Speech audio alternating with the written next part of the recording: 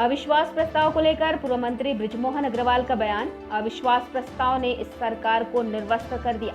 95 साल पहले युवाओं के द्वारा असेंबली में बम फेंका गया। अंग्रेजों द्वारा उन्हें युवा समझकर माफ कर दिया गया। अपनी मांगों को लेकर युवाओं ने विधानसभा के पास नग्न प्रदर्शन किया। उन युवाओं को सरकार ने जेलों में डाल दिया। यह काले अंग्रेज हैं। यह भ्रष्टाचार में डूबी हुई सरकार है। अविश्वास प्रस्ताव के मुद्दे जन जन तक पहुंचेंगे और भाजपा की सरकार बनेगी। सदन में अमर्यादित भाषा के प्रयोग को लेकर पूर्व मंत्री का बयान।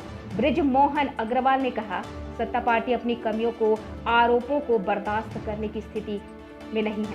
अविश्वास प्रस्ताव छत्तीसगढ़ सरकार के खिलाफ आया है। अपनी उपलब्धि बताएं। वह दिल्ली की बात करते हैं, मणिपुर की बात करते हैं। सरकार को आरोप लगाने का अधिकार नहीं, कार्रवाई करने का अधिकार है। देखिए, ये जो अविश्वास प्रस्ताव है, ये इस अविश्वास प्रस्ताव ने इस सरकार को निर्वस्त्र कर दिया है। आज से 95 साल पहले इस देश की नेशनल असेंबली में भगत सिंह जी ने और दत्त जी ने अंग्रेजों की जो तानाशाही थी, अंग्रेजों की जो नादिरशाही थी, अंग्रेजों को जो अत्याचार था, अन्याय था, उसके विरुद्ध में असेंबली में बम फेंका था। और वो बम इस फेंकने के बाद भी कि वो नौजवान हैं, वो नाबालिग हैं, इसलिए अंग्रेजों ने उनके खिलाफ कोई कार्रवाई नहीं की थी। आज 95 साल बाद छत्तीसगढ़ की धरती पर नौजवानों ने नग्न होकर विधानसभा के सामने प्रदर्शन किया, और वो भी दुखी होकर, परेशान होकर। उनकी सुनवाई नहीं हो रही थी, इसलिए वैसी ही परिस्थितियां, वो तो गोरे अंग्रेज थे, ये काले अंग्रेज हैं, जिन्होंने इस सरकार को पूरी तरह नंगा कर दिया, निर्वस्त्र कर दिया, और उनको सरकार ने जेलों में डाल दिया। वो क्या मांग कर रहे थे कि जो फर्जी प्रमाण पत्र वाले लोग हैं उनको बर्खास्त किया जाए, नौजवानों को नौकरी दी जाए।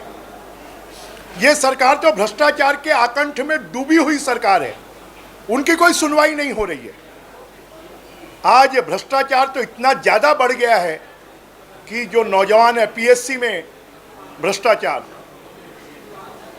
हमारे कैंपा में भ्रष्टाचार, कोयले में भ्रष्टाचार, शराब में भ्रष्टाचार, सरकारी नौकरियों में भ्रष्टाचार, और इससे आज पूरे छत्तीसगढ़ का युवा दुखी है, व्यथित है। और विशेष रूप से जो आरक्षित वर्ग के लोग हैं, उनको भूपेश बघेल जी ने 78% का झुंझुना थमाया, और ये उनकी जिम्मेदारी थी कि पिछड़े वर्ग को, अनुसूचित जाति को, जनजाति को आरक्षण मिले। उनका आरक्षण कम हो गया। और बोलने के लिए तो इतनी सारी चीज़ें, क्योंकि कांग्रेस के लोग अपनी गलतियों को सुनना नहीं चाहते, कांग्रेस के लोग अपनी कमियों को सुनना नहीं चाहते। मंत्री खड़े होकर इंटरप्ट कर रहे हैं, मंत्री खड़े होकर बोलने नहीं दे रहे हैं।